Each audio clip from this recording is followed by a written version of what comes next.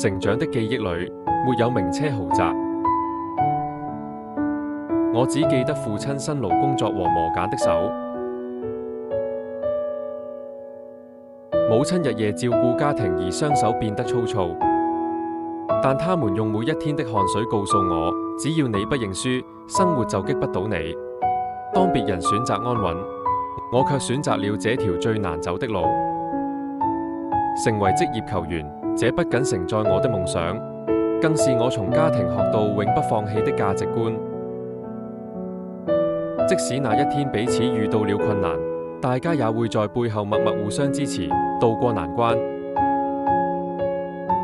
哪怕我最後無法成為職業足球員，那份永不放棄的精神，仍然為我的人生帶來改變。不是你最終賺了多少錢，登上了多高的位置，而是在這個過程中，你最終成為了一個連自己都無比佩服、無比尊敬的人。